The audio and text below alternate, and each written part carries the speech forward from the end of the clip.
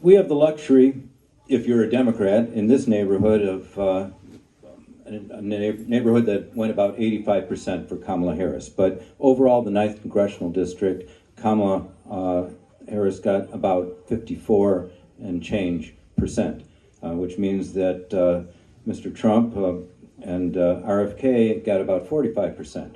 So it's not as deep blue as some places. And America is largely split right now. So what would you do, both in DC, to reach across the aisle and get things done with folks who don't necessarily agree with you? And the other part of that question is, what would you do as a representative in Congress to represent the 45% of the district that doesn't vote Democratic? The economy, the economy, the economy. That is the wedge to get underneath people on both sides of the aisle, all right? Economic despair doesn't know red or blue. And I intend to use that to pry both the far left and the right from bad policies, because that is where we all meet in economics.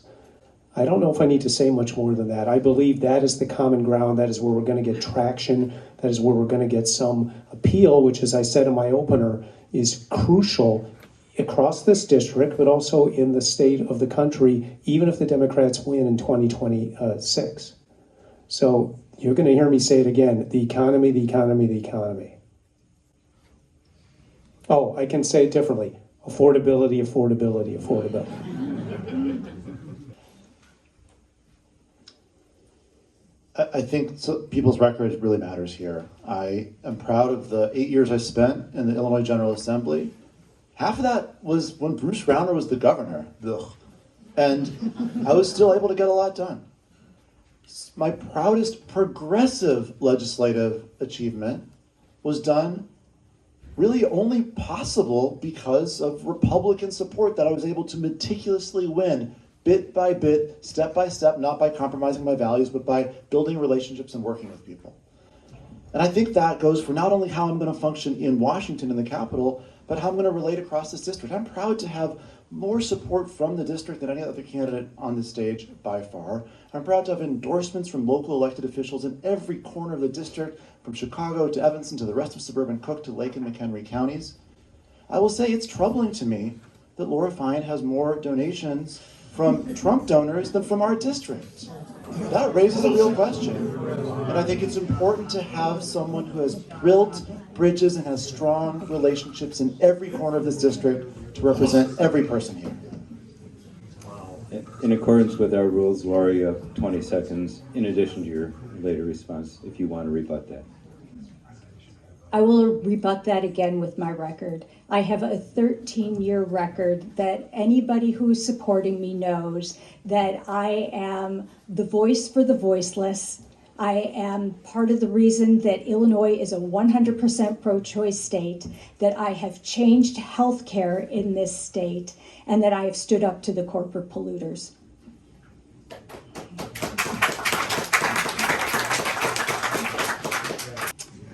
You know, as a hostage negotiator, one of the first things you learn is that listening matters. That we've stopped listening. We are unwilling to go to someone else and learn what their perspective is. That's my skill set. I've done that when lives are on the line. We have a big opportunity. This is going to be the largest class of new Congress people in decades. Who you send matters. Who you send matters. And look who's winning elections and look who's bringing solutions to problems. Those of us that have taken an oath to defend and protect the Constitution. People with military, law enforcement, intelligence background. Those are the folks that you need to send to Congress who will build the teams and the strategies to hold both our party, our leadership accountable with ethics reform, and then turn to the work of listening and engaging this country. We have to hold this administration accountable. The next 2 years are critical on who you send. I want to reframe the statistic that was shared earlier about Kamala getting 54%, so assumably that meant Trump got 45. The thing is, Democrats did not give people anything to vote for. And being the lesser of two evils is not enough. That is not anything to vote for. We saw in a safe blue district like Illinois, the uncommitted movement organized the most by taking up independent and Green Party voters because the Democratic Party wasn't listening.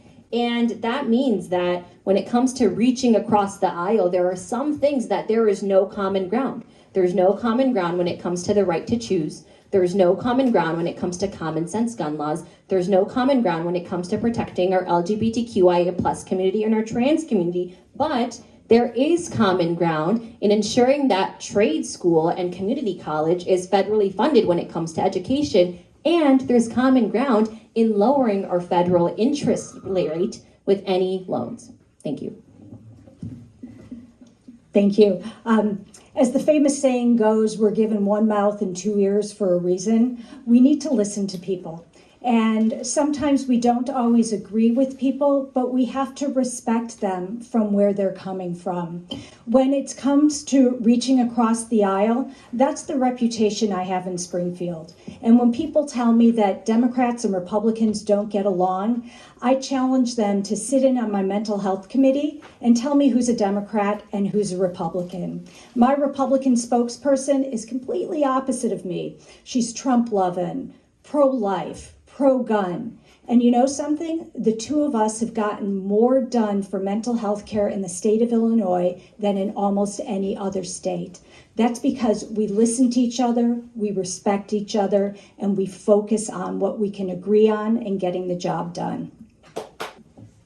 Sometimes I feel like when we talk about bipartisanship and reaching across the aisle, we're living in a different year. Things are really dire right now. They're executing us in the street. I do think that there are things that we can work with bipartisan efforts, such as AI regulation and limiting CBP's jurisdiction from 100 miles from any international border, which includes Lake Michigan, by the way, to say 5 or 10 miles. But we have to recognize that if your coworker wanted to send men onto your street and shoot your neighbors, that you probably wouldn't be cool with that. I know that I'm not. I refuse to compromise my values in the name of bipartisanship. In fact, I will do everything possible to stop funding for ICE. Not more body cameras, not more training, stop funding. To ensure that we don't have more restrictive abortion measures. To ensure that our LGBTQ communities and our communities of color are not attacked. I can't compromise with a fascist.